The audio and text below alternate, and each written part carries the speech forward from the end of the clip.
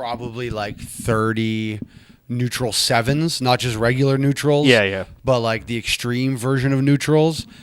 I mean, and like we got drunk off it for like a week. We left with thank you. No soundboard? Okay. Oh, yeah. No, you're fine. You're fine. Did not get it ready. We also don't need to be started yet. Oh, yeah, that's true. My story about neutrals was not that important for the pod. Well, I disagree. I think if they're a sponsor one day, you'll remember this moment, and this was the absolutely. moment. This was the moment. Well, I also did reveal that their people gave me like 30 of them for free.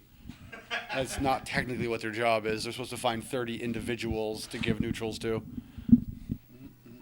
Yeah, those people always cheat, though. Oh, yeah, I would. It turns you into a customer, though. That's true. Yeah. Maybe that's the theory.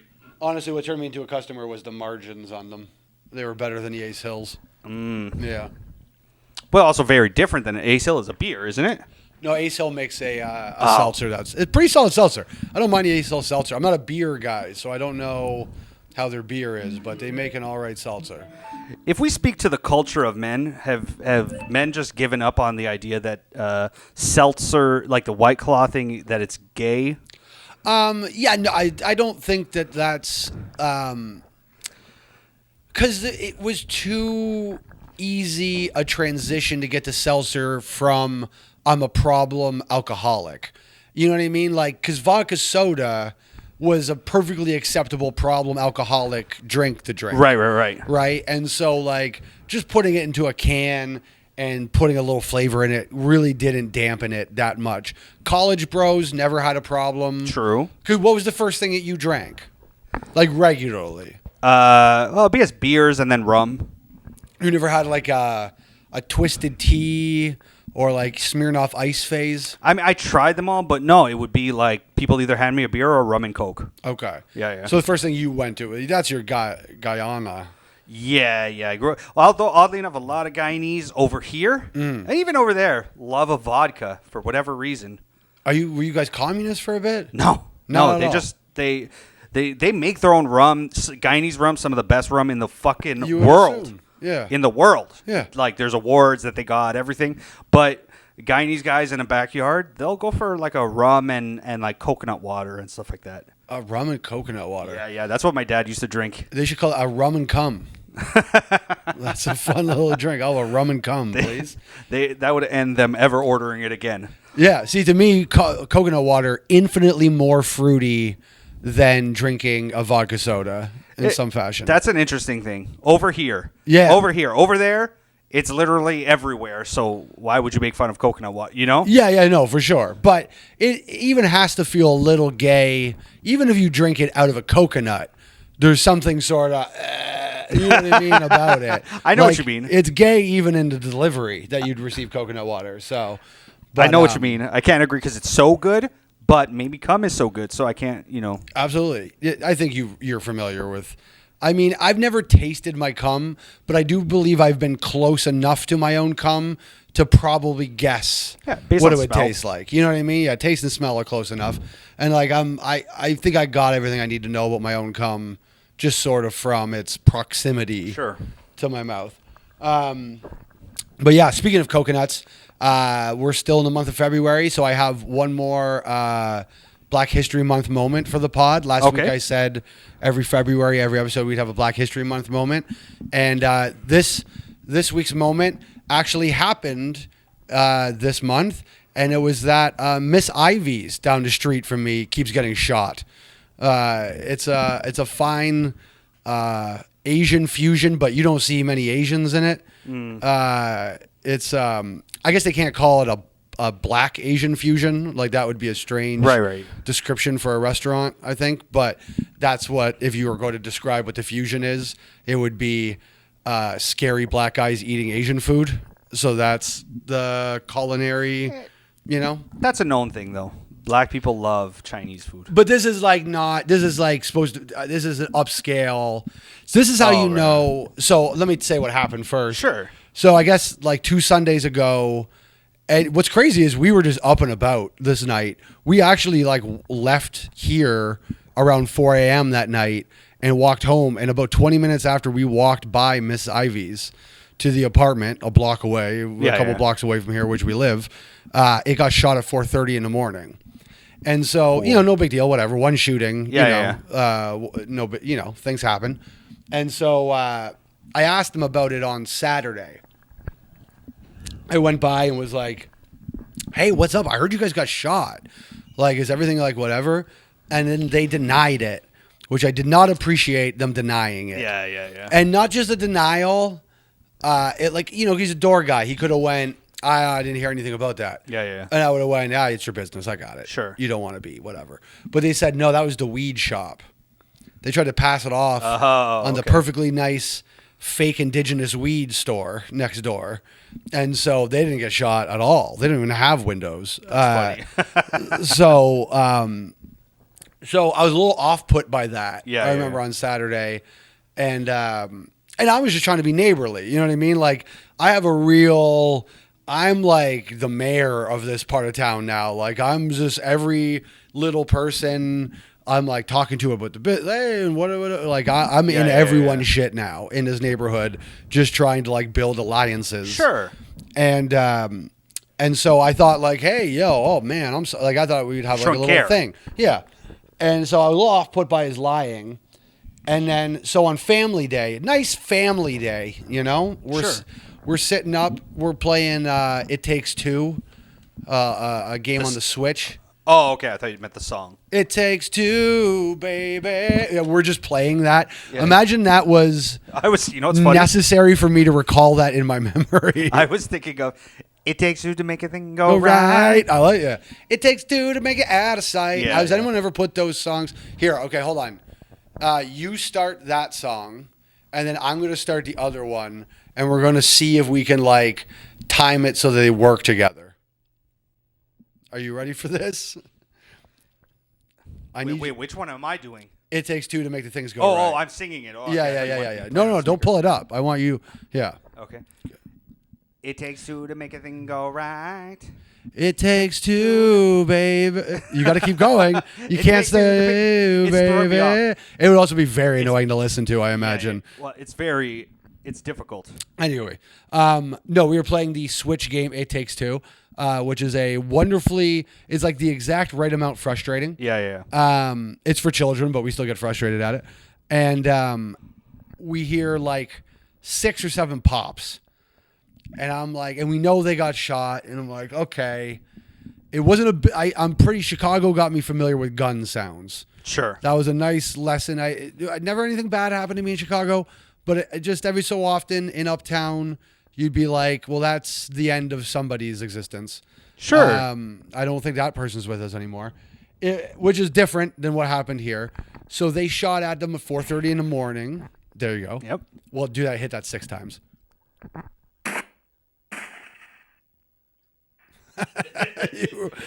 We really need.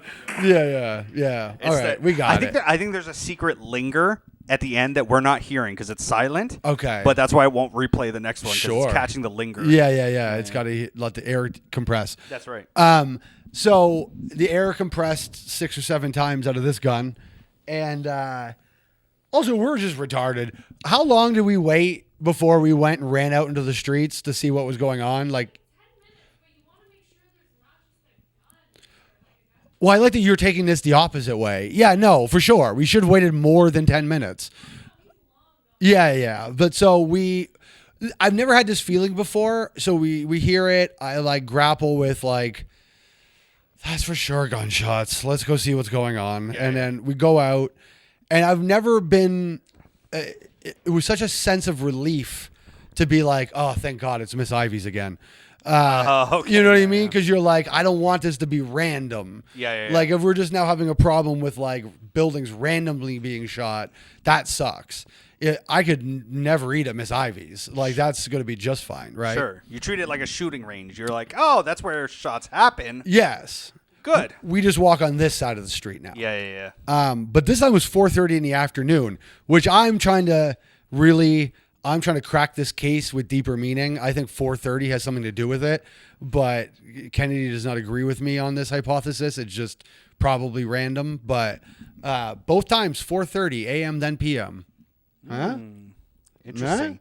Maybe you ever think that, like, I'm a big believer in what we believe to be something evil. We're way off. So, like, we think 666 is the devil's number, but really it's 430. Yeah, it's actually 432 or something. Yeah. Yeah. Well, yeah, I don't know. It is for them. And then, so, like, I didn't like that they lied about it, and then they get shot again. So clearly they're just a front. Like, it's pretty obvious front behavior. They're like an upscale looking place that's not very busy. Yeah. It's like, it's funny. We were talking to some fucking old guy while we were like, the cops surrounded the area. They had everything taped off, and we're all doing a little powwow with each other, trying to discuss what's going on. And this guy thought, like, he was like, "Oh, I would have thought it'd be Bar Karma." And if you're, Bar Karma? Yeah. Yeah, it's a shithole. But I'm like, but that's just a shithole. Like, nothing happens in that shithole. You know what I mean? Like, it's $4 tequila shots. That's how they survive. Nothing you don't understand is going on there. When a nice restaurant is empty, that's when something fucked up is happening underneath. Like, that's where crime is going on. Because how do you afford the stanchions? You know what I mean? Like, what are you doing to keep this place open? The rent in these places is like $16,000 minimum. Plus, you're running a restaurant. What are the operating costs on top of that? Right? So, like, yeah, you got to be doing crime. Yeah. Also, a Bar Karma place, I more imagine like a stabbing. Yeah. Yeah. Listen, do some losers deal drugs in Bar Karma? Of course they do.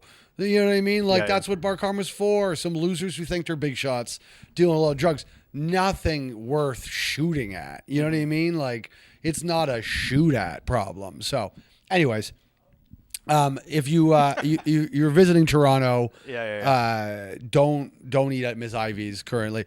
I wrote a little, don't stand by Miss Ivy's. That's got to be the new jingle. I'm looking it up right now because I'm not gonna lie. I'm one of those people that the way you've explained it now, I'm like, the food must be good. Awesome. Black people eating Chinese food. This is going to be delectable. I can't lose my podcast producer. Please, at least just sit at the back of the restaurant at the very least. I have body armor level of layers. It was a very. The gun was not a big gun. Again, I've gotten pretty good with my gunshots. And this was not like a heavy artillery type of gun. It was a real guy, not there would be no reason for the sound effect to continue to have reverb on the sound of this gun. So like I tried to ask the cops because I'm like, there has to be a rule that once you get shot twice as a restaurant, you have to close. Yeah. Like, that's got to be, if they caught you with cockroaches twice, they would make you close. Yeah, but a shooting, I guess you can go. It's not us. It's not us. It's something. If you get caught shooting your customers, twice. Listen, you get shot once, shame on them. You're shot twice, shame on you. That's just the rules. Fair enough. So, Miss Ivy's, this is a call to action. I demand you close your doors. This instance. Well, what I don't like is their website has only downloadable PDF menus. You have to put it in your phone? I have to it's on my phone now, and now I got to find it in my fucking file manager. Well, you know what else I didn't like? If you went to their Instagram page, they said that they had to close their doors due to acts of vandalism. Which is like, I mean, that's kind of that's soft selling a little bit, no? Graffitied with bullets. Yeah. Oh, it was anti-Semitism. They shot a Star of David into the side of our fucking, like, it's act of vandalism might be downplaying, like I'm just thinking, I'm a business owner now. If people started shooting at my business, I would have to at least put out a story being like, hey, when you come, like, come in really fast because, like, people shoot at us now. That's acts of vandalism. That's funny. Hey, I heard your cousin died. What happened? Acts of vandalism? They vandalized his body. Yeah, many times. They vandalized his body 8 times and threw it in the lake. Oh, fuck. You know what? You don't even have to worry about my life. I am not going there to spend $72 on a strip loin. Yeah, exactly. But as I mean, nobody was. The clientele that was going there was not spending $72 on a strip loin either. Like, it was total front energy. Yeah. They had there's an upstairs. Anyways, I don't need to reveal too much of their business, but don't go there. So. I mean, yeah, but for me, it's mostly based on the price. Maybe that's why they shot it up. Yeah. They thought Asian fusion, I've had it, and then they're like $183 bill, boom, boom, boom. You know? Yeah, but that's more expense. You know what I mean? Yeah, but like bullets aren't cheap. You got to get bullets in the black market here. Just sometimes you do things in anger. Yeah, fair enough. Look, I've been mad. When I was a kid, I would get mad that I was losing in my video game, and then I threw the controller against the wall. Now I have no controller. I got to buy a new one. Mm-hmm. But I didn't think about it. In the moment, you were satisfied. Yeah. I'm starting to think that maybe you shot Miss Ivy's. I'm a dangerous man. Yeah. The Johnny Cash you played before this really got me going. Good. Yeah. What? You were? How was your family day? A dangerous man. Oh, good. Yeah, I spent it in Peterborough with my two sisters and, well, like the rest of my family, but it was their birthday like a few days before, so we didn't really do family day. We did sister's birthday. Yeah. Yeah, I had a great meal, 2 chicken legs, French fries, and coleslaw, $20. Take that, Miss Ivy. Yeah, absolutely. What? You sounded like you went to your families. Did they charge you for food? No. We went out. Was it Swiss Chalet? No, Ashburnham Ale House. Okay. All right. Yeah. Ashburnham is a street, and it is an ale house. Yeah, I get the idea. Yeah. If nobody's shooting at them, we don't need to necessarily give them a plug. But all right. Well, I was just saying, Swiss Chalet's got some fine stuff too. I love Swiss Chalet. I actually haven't been to a Swiss Chalet in a long time, but they tempt me every so often. Every so often, I see an ad for it, and I'm like, "That's a good deal for chicken." And they have a yearly deal. I don't remember what it like. They have their feasts. Yeah. I bet they had. I don't know if that's yearly. I feel like they just come up with every excuse to have a feast. There's like a Thanksgiving feast and a Christmas feast and an Easter feast. Hey, listen. And a feast or feast. If I was alone, mm-hmm. like my girl broke up with me, everything. I mean, I have a family, but if I lived somewhere else, I would go to Swiss Chalet and have my Christmas there. Oh God. Okay. Well, that was a much darker turn. I don't think it's dark. Are you saying of all the fast food chains, that's the one you choose to go to? Sure. Yeah. I feel like they would make it festive enough. It would think, and also I have a very big fondness for the movie The Santa Claus, starring Tim Allen, crack dealer extraordinaire. Does he go to the Swiss Chalet in that? It's not a Swiss Chalet because it's American, so they don't have Swiss Chalet. Yeah. But he goes to a Swiss Chalet American version of that, like that type of place. It was probably like not a TGI Fridays, but sure. What was that? Like whatever. Cracker Barrel. Somewhere like that, probably. All the wrong people like Tim Allen because he really is just a snitch, fucking Christian conservative who did coke and had told on whatever. I have a bitterness because when I got fired from the Chicago Laugh Factory for telling on a prominent comedian there for raping. They told me the real reason was because Tim Allen's niece didn't like my set. They just threw Tim Allen's niece under the bus. Tim Allen was a part owner of the club. Oh, okay. Because, I Oh, sorry. I outed a prominent comedian at the Chicago Laugh Factory for sexually assaulting. Sorry, Paul. But anyways, my apologies, Paul. I didn't mean to slip up again on that, Paul. Anyways, he tried to sue me for saying he raped somebody because I used the word rape instead of sexual assault. I can only think of one Paul. He's Spanish. It's not in Chicago. It was a Paul in Chicago. Oh, okay. Yeah. It's not Paul Rodriguez. No. Is that the movie phone guy? No, it's... that's Francisco Rodriguez. Or do I have the name wrong? He was like super like Chicano, like that was his comedy. I know who you're talking about now. Yeah. He's the one that's not Francisco Rodriguez. Correct. Yeah. Or not, I don't even know. No, Pablo Fernandez. No, Pablo something. Who's the Pablo one? He's the movie phone guy. Oh, there is a Pablo. Yeah. Pablo Francisco? Pablo Francisco. It's Pablo Francisco. He was the movie phone guy, and then he also, like a couple years ago, fell off stage. That was his next viral moment. You know what's so funny? That just clicked something in my memory, us talking about Latino comedians or whatever. There was a time in my life where I didn't think about it, but all my favorite comedians for like a year were like Latino comedians. I just didn't think about this until now, but all the Latino comedians from that era have had a real fall from grace. Mm-hmm. Fucking George Lopez stole his wife's kidney and then divorced her.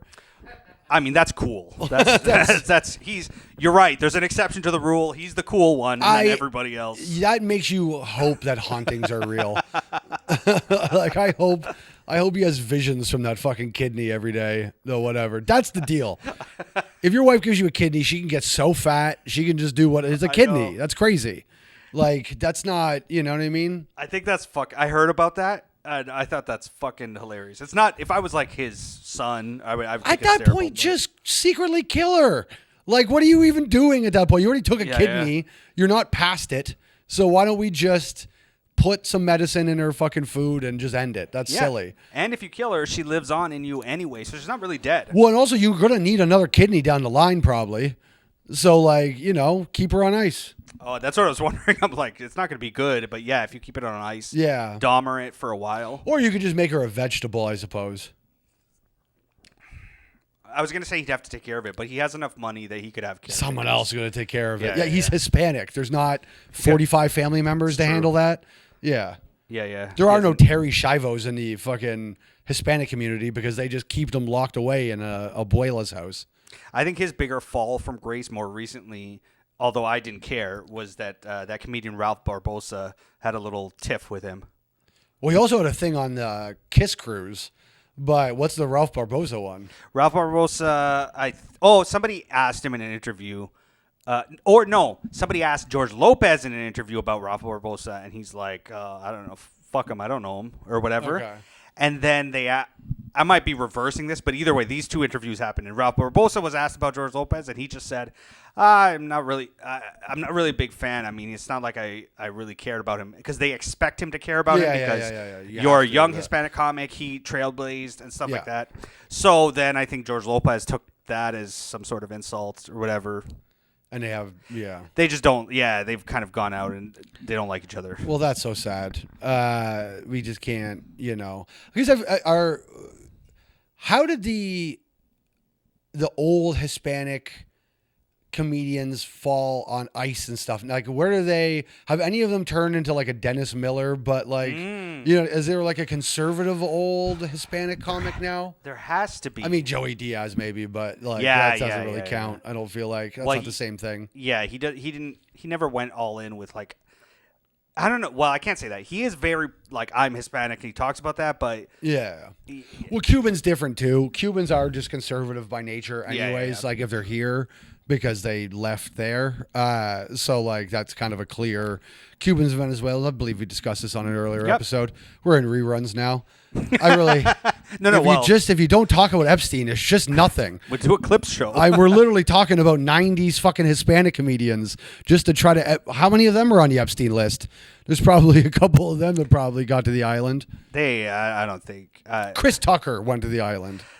Chris Tucker is a fascinating one. Because Chris Tucker... Everybody I know believes he didn't do anything. And there's no evidence for him not doing anything, but we all just went... let's let that one go. First of all, some sort of Hollywood award needs to go to Chris Tucker's agent for being able to getting him on Epstein's island. That's fucking amazing. True, yeah. That is the biggest overreach of all of them. It depends on timing. Yeah, but still. Post Rush Hour 1, prior to Rush Hour 2, Rush Hour was huge. Okay. Let me ask it this way. Could Martin Lawrence have gotten to Epstein Island? Everybody has their time. And Martin Lawrence, possibly. I would say Bad Boys era because then you're connected to Will Smith. Will Smith definitely on the island even if there's no logs. Okay, so for Black History Month and because everything is about Epstein now, we're going to come up with a list of who we think what black people could have made it to Epstein Island. Even if they weren't on logs or anything like that. Yeah. So here, hold on. Yep. Hi. I want a list of all the most prominent black people that have been to Epstein Island, and then I want a list of like the 20 richest black people. This works? Is this going to work? So specific. I miss the old Google days where they just go, fuck, that's too specific. Here's what can be said and what can't be said reliably. ChatGPT's on the fence. All right, well, here's the richest black people. The richest black guy is Aliku. Oh, yeah, it's a Nigerian guy. Dangote. He's a Nigerian guy. Yeah, industrial. He has his own island. That's fair. He's got his plus, own stuff going on. None of these African, they have their plenty own. to eat at home. Yeah, exactly. Yeah. It's like I'm sure the richest Thai billionaire. Yeah. He's not going to Epstein. Yeah. I mean, maybe that's the solution to this problem, right? Because so we'll get back to black people that can maybe make the island. You sent me these videos on sex robots, sure, and on AI chatbot love and these things, right? And going to get their own island is it's not. None of this is going to fix the problem in a way. Like, what we maybe need to do. One, I don't think a lot of people go like, well, what if pedophiles could get like kid robot things as a way? But that's not the power dynamic that pedophiles are like after. Right. You know what I mean? Like, that doesn't satiate the need. They're not just looking for little humans. Like, they're looking for innocent. They want to steal innocence and whatever. Like, and this is beyond the Epstein ball, child eating, whatever, extra conspiratorial part of it. In the purely pedophilic aspect of all of it, I don't think it's just simply that, like, oh, they look like a child. I don't think robots are going to replace that for them. Unless it got to the point where it's like, you ever seen that movie? I think it was called AI. Starring who's the kid in his Sixth Sense? Haley Joel Osment. Yeah. Mm-hmm. He was obviously he was a real boy because he's an actor. Yeah. So he's pulling off human very well. Sure. But still, if you could get an AI robot to be like that, I think you could get a couple pedophiles to be like, this is good enough. I wanted a cheeseburger. Nobody's saying not good enough. But like, I don't think it satiates if you put a robot kid and a real kid in front of them. They're taking the real kid 10 out of 10 times. Sure. Similarly to if I've relegated myself to I'm just going to be with sex robots because I can't get women. If a real woman said, I'll suck your dick, I would take that. Which is why it is never going to fully replace anything, because it is just optionality. Now, listen, I think there are a lot of people who are together because they don't think they can do any better. And maybe this is a nice placeholder for that, where it's like, I don't need to rush and just settle into whatever situation I'm currently in because I can just talk to this robot. It'll like take care of some basic interaction needs and whatever. Right. And then I can move on to a human being like when I'm ready or whatever. But it's never gonna, there's no, endorphins. There's no like, you're not getting the same, there's no hunt. There's no hunt. You're right about that. There's no hunt. So for the people who enjoy a hunt, but there's people who are tired of the hunt. Not pedophiles. No. They love the hunt. That's you know what I mean? So, but yes, people are tired of the hunt, but I think there's still a reward to it. You know what I mean? Like, maybe they're tired of the hunt, but I don't think that just means they want their listen, a lion in a zoo doesn't want their food just fed to them. I know. That depresses them. You know what I mean? Like, so I just don't think. Conversely, sorry, to bring this back to the prior thought, is maybe the only way to get past this Epstein, using children as a honeypot. Because listen, again, I said it last week. Ultimately, at the end of the day, how does this affect my life? It's just the decisions that were made because someone fucked a kid, right? Like the deference, whatever overstated or not overstated the deference to Israel is because of Epstein's connections and Epstein's pull and whatever. Any decisions that were made to keep some Epstein shit quiet, that's what affects my life, right? Ultimately.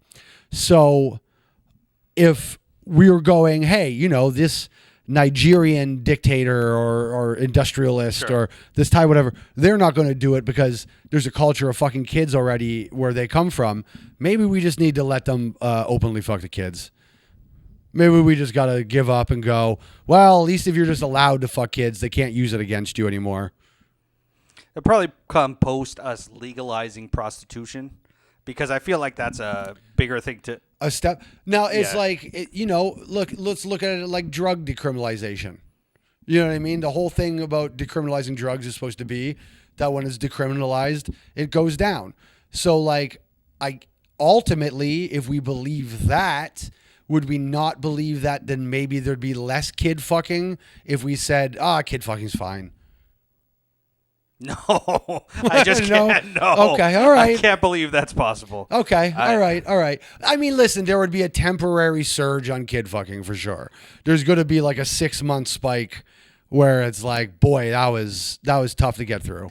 But afterwards, you don't think there's like a settling? No. Does it not make kids more wise that like, hey, these things try to fuck us? Maybe it's, you know what I mean?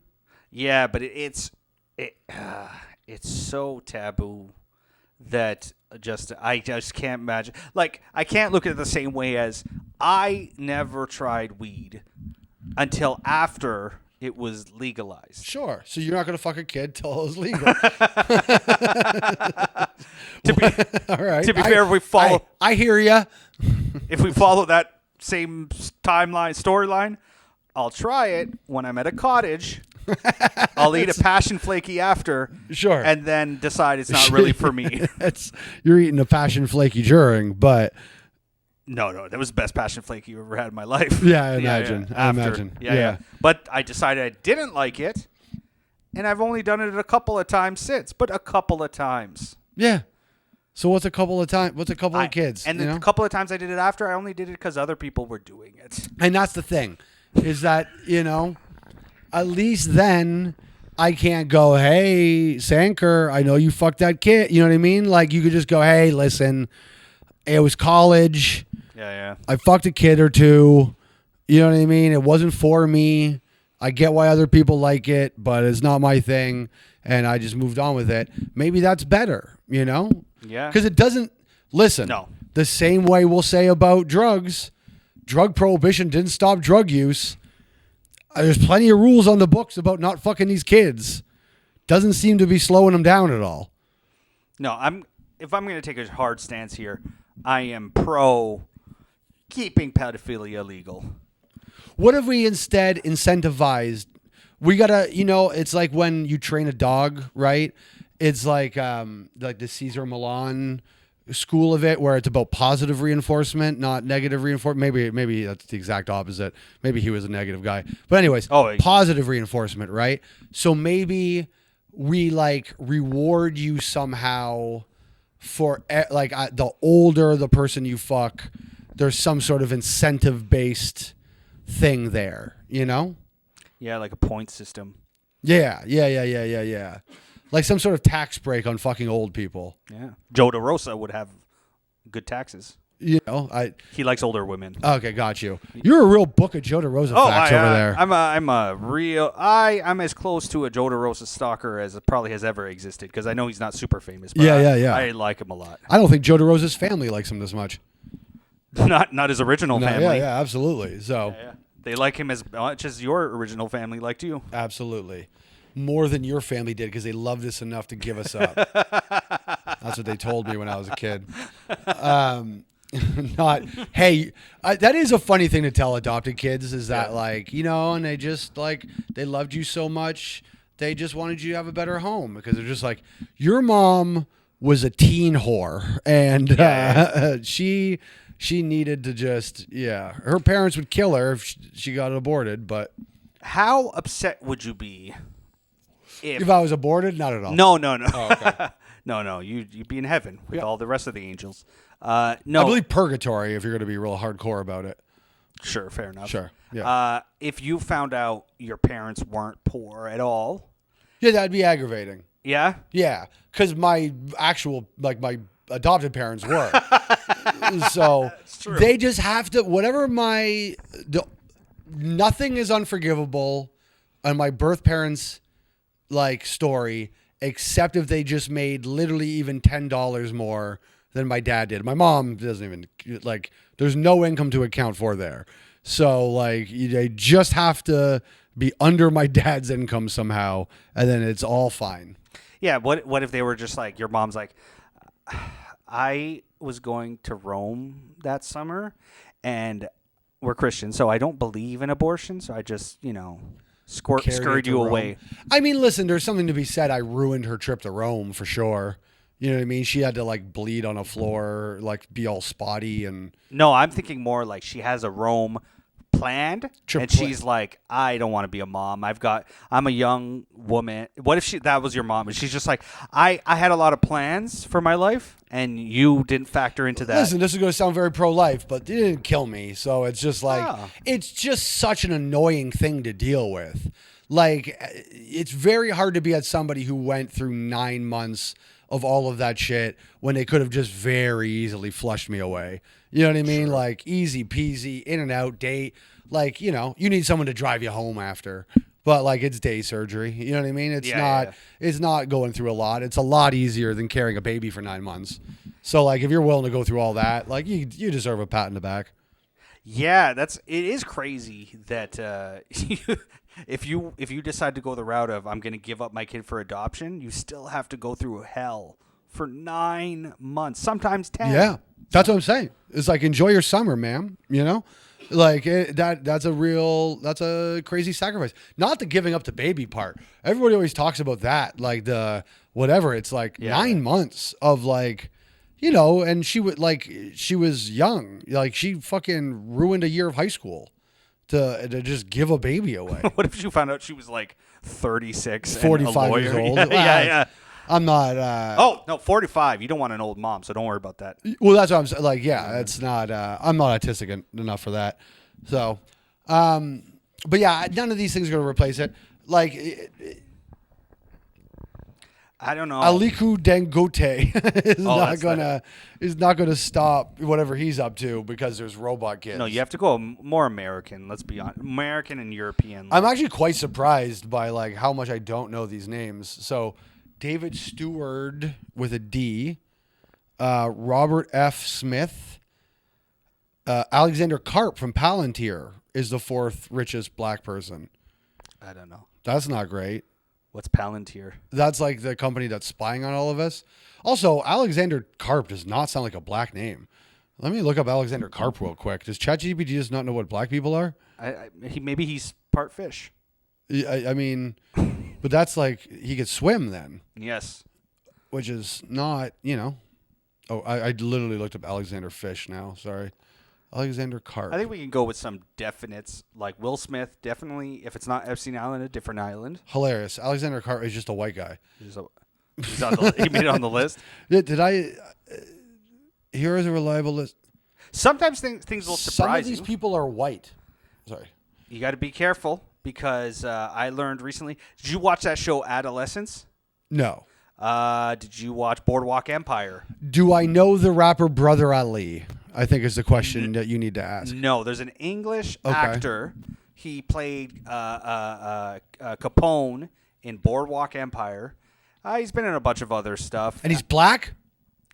Looks very white, but he's a quarter black. Oh, well, that doesn't. A quarter black's not black. Yeah, but I'm just saying he would make the list if he was a billionaire. I suppose. Alexander Karp, not a black man at all. So Michael Jordan. Could Michael Jordan get to Epstein Island? Michael Jordan can get literally anywhere in the world. Yeah, he probably. I think Epstein would probably want to hang out with Michael Jordan.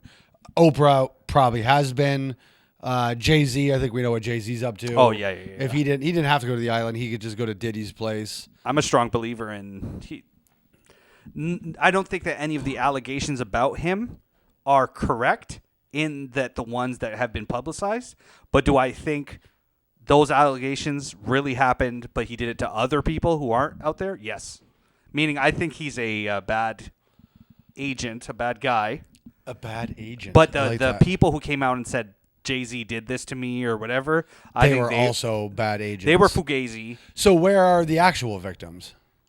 Dead. You think he just killed all of them? Yeah. Do you have a bit of a Clinton kill list about them, the Carters? I just can't. I can't believe they haven't something about them. Yeah, I think it's just were you just right. rubbed the wrong way by Basquiat Jay-Z? Maybe. There's just something about wacky fucking haircut Jay-Z that just irks me a bit. It's not just that. It's that this is my recollection, and people will be mad at me because they disagree, but he was not known as one of the greatest rappers ever in my youth coming up. See, I disagree And with you then all of a entirely. sudden, he was. No, I disagree with that entirely. I think after the Blueprint, Jay-Z was getting into that territory of things. I think post Tupac and Biggie, people were looking for like the next answer to things. Yeah, and it was for. There's a video I watched where this guy breaks down every year who was the greatest rapper that year in terms of popularity and thing. And of course, that doesn't mean actual lyricism, but we're not talking about that. We're just talking 2001. The man drops an album on 9/11. You know, like he was never the. I'll send you the video one day. The guy explains who was the biggest rapper that year, and not once. Arguably, you could say the summer that the Black album came out, he was the biggest rapper. 99 Problems, stuff like that. That was huge.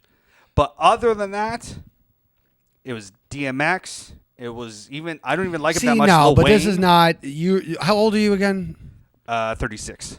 Okay, so you're not as far enough off for me to chastise you this much, but No. Jay-Z was much bigger than DMX was. No, Yes, no. he was. DMX was at their a height? hood figure. No. DMX. Annie won a Grammy. Like it's See? he was much bigger in a broader, more mainstream way than DMX ever was. See, this is where we get into my reason of why I think they're up to something. Wins a Grammy, but that's part of the I'm controlling things. Because we all know whatever year he won a Grammy probably should have gone to somebody else. Because his album wasn't the most favorite album of that year. I can guarantee it. I think way more of that era of hip hop. And by the way, we'll get to Neil the Nutman in a minute. as a hard transversion, yeah. Well, I have something to say about retard that. of the week. But I would say that Southern rap was way over acclaimed in that period of time. All the Southern things were getting way more attention to TIs and whatever. And look at the longevity of it. None of those things held up as well as Jay-Z did. Like, that period of time does belong to Jay-Z. And listen, yes, he probably fucks 12-year-olds and then eats them with fucking Beyonce. But, like, we're talking numbers here. And, like, Jay-Z's just a man from that period of time. Listen, T.I. was checking his fucking daughter's hymen. He's no better. You know what I mean? And even worse, he does stand-up now. So, like, I don't know who I want on the planet more. If it just based off of his contribution due to the stand-up, even though I believe Jay-Z's done a lot of bad things. Yes. I'm going with I'd rather Jay-Z I'd much rather Jay-Z be around. T.I. stand-up time, He's never terrible. going to try stand-up ever. It's so nice. He can just leave us alone, you know? It's true. Like, again, Jay-Z fucking kids has no impact on my life. And that's who I want fucking kids. It's the same way I believe, like, you know how, like, every couple years a weather guy says Martin Luther King Day an accident, right? And it'll always fire that weather guy. And I never get it because, one, he's clearly just making a mistake, right? There was the one year where, like, happened twice in a row. Yeah. And it was the second guy for sure does not deserve to get fired because once you see another weather guy say Martin Luther King Day, all you're doing in your head is going, for the love of Christ, don't say Martin Luther King Day. Yeah. So, like, that's not his fault. You're right. But more so importantly than anything, we can agree racists exist, correct? Yes. And they're probably going to have jobs. Yes. The weatherman is a perfectly acceptable job for a racist to have. Like, he can't change the weather for black people. It doesn't do anything. You know what I mean? Mm-hmm. Like, the worst he can be like is like, it's raining on Martin Luther King Boulevard again. And it's not. Like, that's it. That's all he can say. There's literally nothing a racist weatherman can do.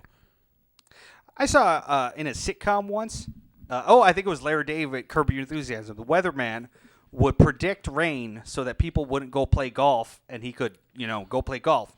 What if he's like, specifically, I don't like when black people play golf, so I'll call maybe. I think do a probably little bit pickup basketball might be a more appropriate analogy for this particular. Maybe he uses his weather, not prediction powers, because I don't believe he has powers, but he puts out some misinformation to get them out of his way. We need to make a movie called Martin Luther King Day, where a weatherman specifically gets himself placed in Baltimore. Because the problem is, if he's doing what you're doing, he's impacting too many white people. Like, it's just too many white people are negatively impacted by his shit all day. Yeah, but that's not how you know what I mean? You want a majority black people affected by your chicanery. So he needs to go to the blackest city he can find. Gary, Indiana, birthplace of Michael Jackson. The blackest place I've ever been. I stood in front of the birthplace of Michael Jackson once, which, by the way, somebody still lives in. His house. There are people who live in the childhood home of the Jacksons, and they wish they didn't. Like, it's not a case. Stop by? No, because they can't afford to leave. Like, it's not like they were like, we're going to live in the Jackson. Like, they can't afford to not live in the house Michael Jackson grew up in. Right. That's how bad their lives are. Like, it's a terrible place. It is often the murder capital of America. When I would drive back and forth when my mom had cancer, I'd go from Windsor to Chicago, and I would stop and check it out often, just stretch my legs before I had to get into Chicago. And one time I was standing in front of the house, and a black guy walked by and went, "That's where Joe was whooping that ass." And I would like to think he says that to every white person he sees. Sure, yeah. So, with that being said, happy Black History Month, everybody. We're going to take a quick break and get our retard of the week up here. Can I have one of those? Yeah. You love these, huh? Oh, yeah. I have very high cortisol, so my brain doesn't produce enough serotonin and dopamine, so I need marijuana to produce it for me. Like, when you use marijuana, it does. Or, like, also, like, if you have a cat. If you have a cat that does the same as having weed? Well, it will produce more serotonin in your brain. Maybe not as much as marijuana, but it will produce a little bit more. Do you have a cat, Neil? No, man. Okay.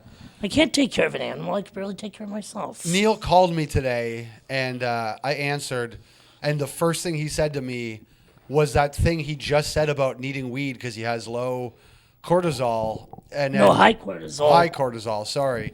I answered the phone, and he went, I smoke so much weed, it's because I have a high cortisol, and I need it for whatever. And then he went, is there an open mic tonight?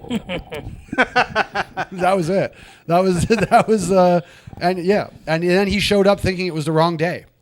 Oh, What can I tell you? Yeah. So, Neil, what day is it today? Thursday. Yeah. Apparently. So, okay, Neil, I don't have a lot of time with you, but I do want to get to, I want to try to figure you out a little bit in a short period of time.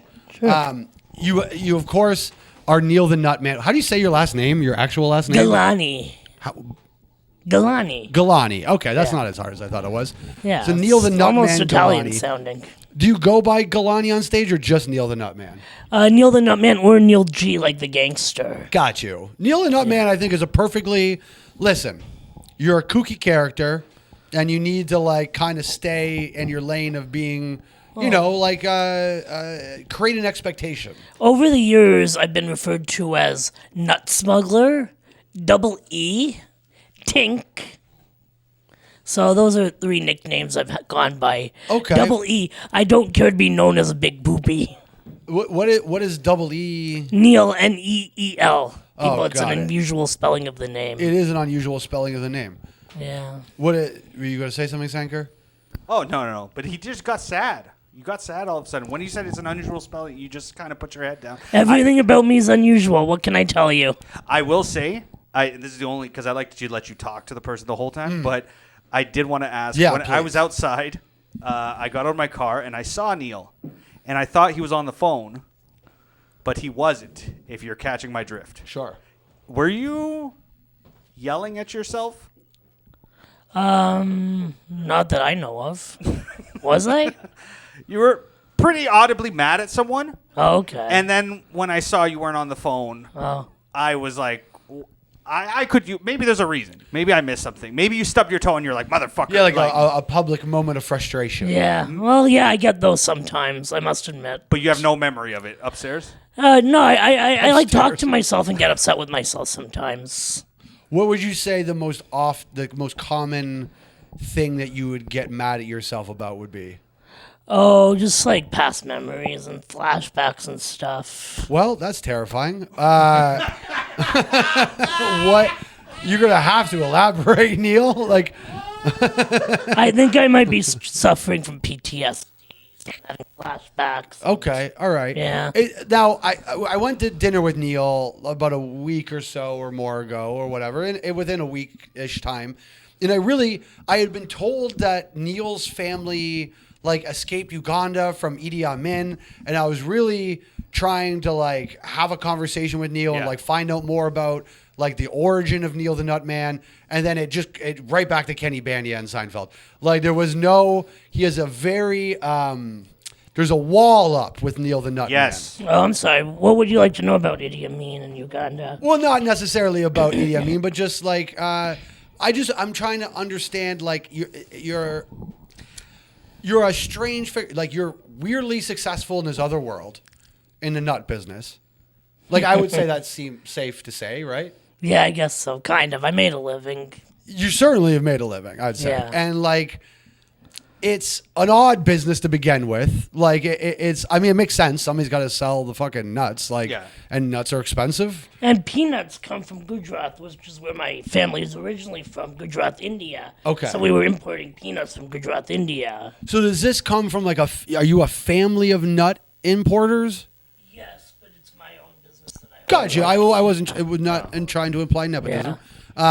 Just trying to get a sense. And so, is it the peanut? Like, what's your nut? What is the nut that made Neil the Nutman? I don't know. I'm big in walnuts these days. First I started out doing really well selling almonds. Okay. And then I moved into, and then almond sales have been down, but walnut sales are up. So. You agree? Is there a particular or what is a? Did we find out something about walnuts? Did they make your cum better or something?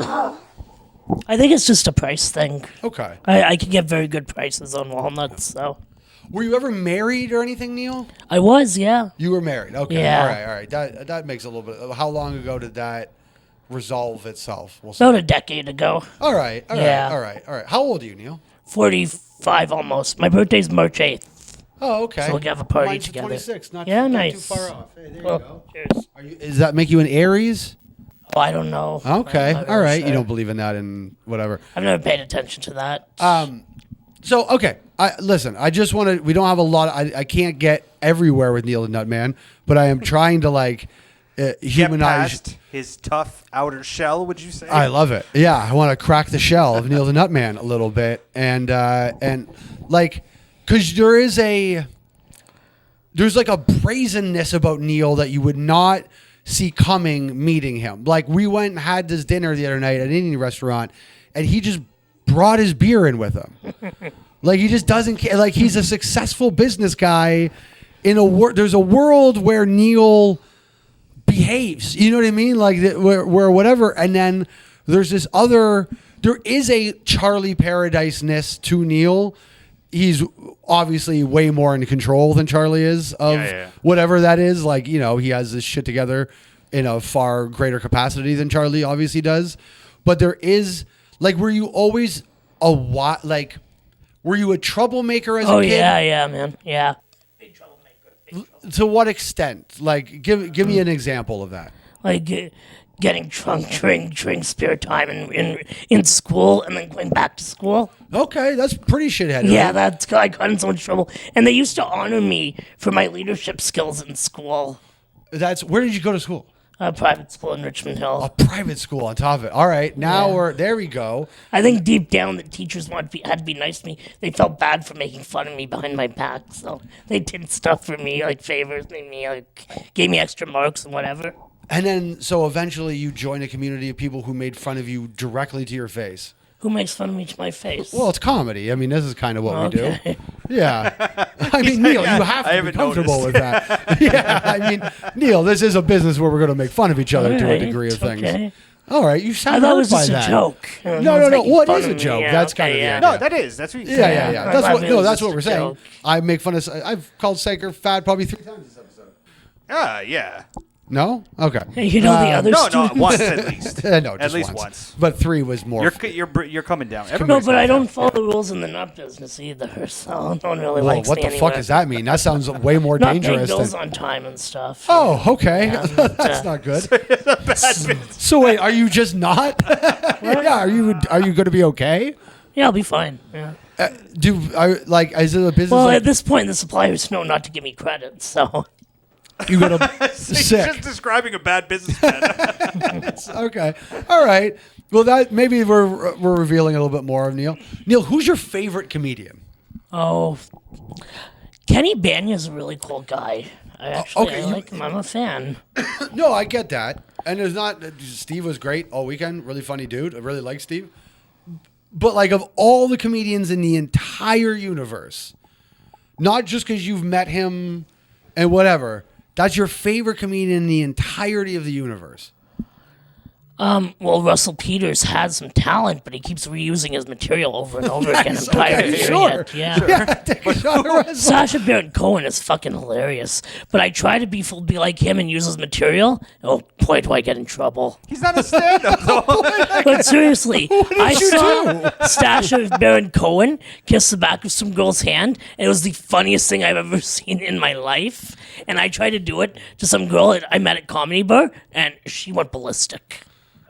Yeah. I don't know that sounds like a bit. Yeah. You mean this part of a hand? Yeah, the back of the hand, yeah. Yeah, so you smooched her hand. Yeah, she didn't But get what it is for- the joke? Then? I don't understand.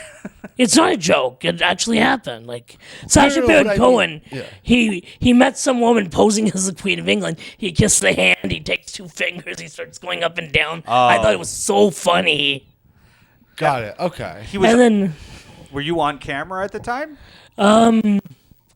was I on camera at the time? Well, not like CCTV. No, Well, I no. wasn't. What I mean no, is I wasn't. Sacha no. Baron Cohen was in character doing something in front of a camera to make people laugh. Were you just in a room with a woman and you licked her hand? Outside of Comedy Bar, I just met someone randomly, and she said hi to me, and I said, "Hey, how's it going?" And I pretend to shake her hand, and then I feel the resistance going up. But I managed to get it certainly high, and then I bring my way down. You know? Felt the resistance going up. Look, I'll at least say for some reason, when you said it was outside Comedy Bar, it did bring me like 10% relief for some reason. I don't know why licking a hand outside Comedy I didn't Bar. lick her hand. I kissed the back of her hand. Sorry. Well, you know what I'm saying. Like, No, there was no germ spread. there was no what? Germ spread. Oh, germs. You know, just like Well, I would the imagine. clean part of your lips. You know, Yeah.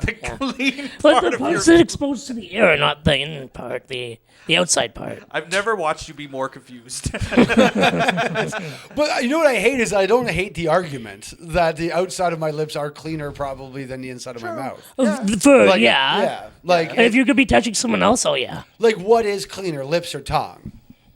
It's probably lips. Oh yeah, the outside of the lips yeah. are. Tongue is away. Yeah. You wash them in the shower every morning. They're clean. Well, I mean, we know the answer to this. If your grandma kisses you on like the lips, that's weird. If your grandma tongues you, that's super weird. yeah. Yeah. So like, you know, we have the answer to that. Anyways, okay. Just don't be. You know what I'm stuck on? He says I wash them in the shower every morning, and I know technically your lips get washed, but I'm picturing Yeah. They're clean. I feel like that's the last place I'd say I wash in the shower, though. No, but they Like of wash all their the things I face. wash in All my. the shampoo, it all goes down and gets everything clean. I know, but it made me picture you specifically loofahing your Like- lips. Yeah. No. Okay, well, listen, I can't monopolize any more time. Is there anything you want to say, Neil, to the people? Listen, okay, you're a bit of a controversial figure. You've ruffled some feathers. Listen, have you guys done this with him before? Can I just get to the thing that made everyone mad at Neil? No, we Which didn't get to one? it. You can go The ahead. festival. Oh, okay, yeah. Oh, so what? How do you feel about that? Well, think about it from an economics perspective. You get 100 applications for one free spot. So there's clearly demand to sell spots. So from a business perspective, it makes complete sense. Well, Neil, there's demand for fentanyl. Listen, fentanyl can kill you. This can't. And listen, Good rebuttal. it's not a bad argument. It's a tough starting out place. Well, get the supply and demand graph. No, There's ample supply of comedians, yet limited supply, meaning that you have a right to charge comedians, especially when there's 100 applications for one open spot. Be like, yeah, okay, the first person to buy a ticket gets the spot. Listen, you have the right to. I don't know that it was a listen. Well, that was the only way I could have done it. Yeah. And by the way, the logistics of all of that can be discussed another time. I'm not trying to get into. I think ultimately people gave you a harder time for that than it was necessary because ultimately they could have just ignored it. They didn't really have to participate. They didn't have to whatever. And you're a guy coming from the business world that isn't really from sort of the same background that a lot of these people are coming from. You came at it a very pragmatic approach, a supply and demand approach. There is also a PR approach to a thing, and I'm going to try to put this in a nut-related analogy, and then we'll get going. And I'm really not trying to come down on you about it because I want to reiterate, people like this scene is a lot of empty, got a lot of free time people, and I was one of them for a decade, and so we like to shit and complain and throw hissy bits about things when we could just go, it doesn't really matter, ultimately. So like, whatever on that. But I would say, like, you could...